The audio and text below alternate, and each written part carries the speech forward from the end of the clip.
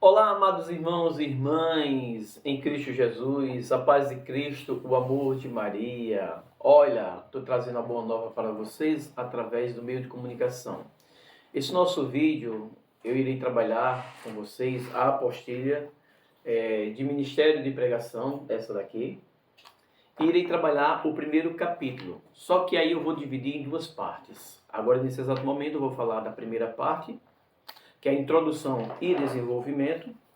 E outro vídeo que eu vou fazer, eu vou falar sobre carisma e sobre ministério. Então, vamos lá. Na introdução do capítulo 1, com o tema ministério, o que é que diz lá para nós? A missão da igreja é anunciar o evangelho a toda criatura para iluminar todos os homens com a claridade de Cristo. A igreja, ela tem um papel fundamental de evangelização, de levar a boa nova a toda criatura. Só que a igreja, ela não pode ficar sozinho nessa missão. A igreja, ela se utiliza de membros, de pessoas que podem servir. E aí diz o seguinte: a missão de todos os fiéis leigos e leigas origina-se da missão da igreja. Anunciar Jesus Cristo, palavra encarnada que veio para resgatar e salvar a humanidade e expressar na linguagem humana o reino de Deus. A igreja ela se utiliza dos leigos e leigas para anunciar o evangelho da paz, para anunciar o reino de Deus. Portanto, você e eu somos chamados a anunciar Jesus Cristo. Isso na introdução. O desenvolvimento. No desenvolvimento diz o seguinte: o documento 62 da CNBB, Missão e Ministério dos Carismas Cristãos, Leigos e Leigas. Assim define o ministério. O ministério, a palavra ministério está sempre ligada a serviço. O que é a palavra ministério? Serviço. Uma pessoa ministeriada em pregação é aquela pessoa que se coloca a serviço do reino de Deus através da evangelização, através do anúncio da palavra, através do ministério que a ela foi confiada. Deus nos confia.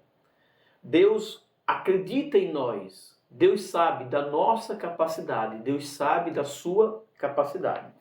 Então, esse documento ele deixa bem claro que os cristãos leigos e leigas, eles são chamados a se colocar a serviço, a se colocar em missão.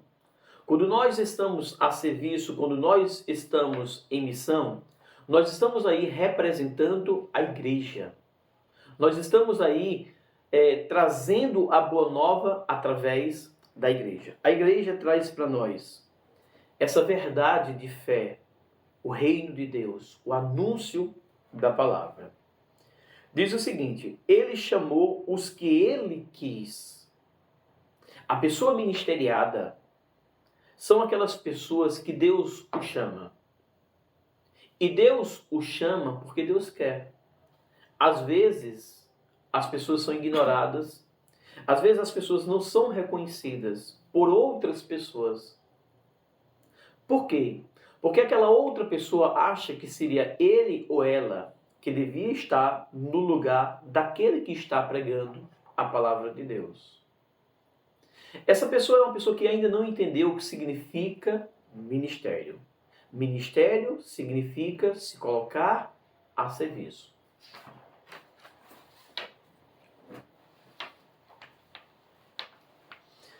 Não vos alegreis, porque os espíritos se submetem a vós. Antes ficai alegres, porque vossos nomes estão escritos no céu.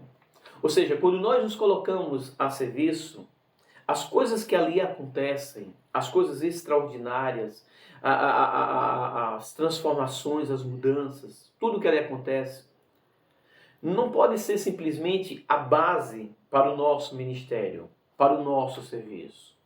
Mas, antes de tudo, entender que o mais importante não é aquilo que está acontecendo, não é se vai descer, se engrandecer, se colocar numa condição melhor do que o outro, Lembra, ser ministeriado é se colocar a serviço. O que nós temos que nos alegrar é que esse chamado, ele define para nós um passaporte para ir para o céu.